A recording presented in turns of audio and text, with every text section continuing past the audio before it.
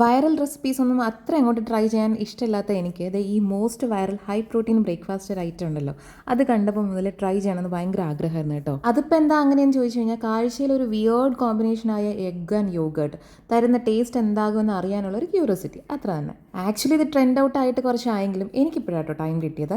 Authentic recipe ഇതാണോ എന്നൊന്നും എനിക്കറിയത്തില്ല. കയ്യിൽ കിട്ടിയ സാധനങ്ങൾ വെച്ചിട്ടാണ് ഞാനിവിടെ ട്രൈ ചെയ്യുന്നത്. സംഭവം വളരെ ഈസിയാണ് കേട്ടോ. കുറച്ച് ഗ്രീക്ക് യോഗേർട്ടിലേക്ക് മിൻസ്ഡ് ഗാർലിക്കും ഉപ്പും ചേർത്ത് അതിലേക്ക് നമ്മൾ മോരൊക്കെ താളിച്ചൊഴിക്കില്ലേ, അതുപോലെ ഗാർലിക് ചില്ലി ഓയിൽ കൂടി ചേർക്കണം.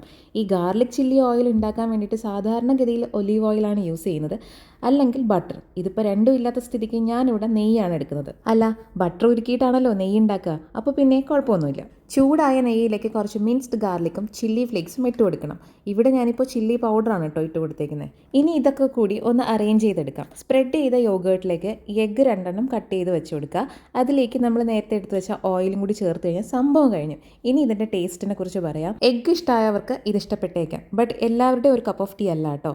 ഗാർലിക് ചില്ലി ഓയിലാണ് ഇതിൻ്റെ ഒരു ടേസ്റ്റ് എൻഹാൻസർ എന്ന് എനിക്ക് തോന്നി. പേഴ്സണലി എനിക്കിഷ്ടമായി. വൺസ് ഒന്ന് ട്രൈ ചെയ്തു.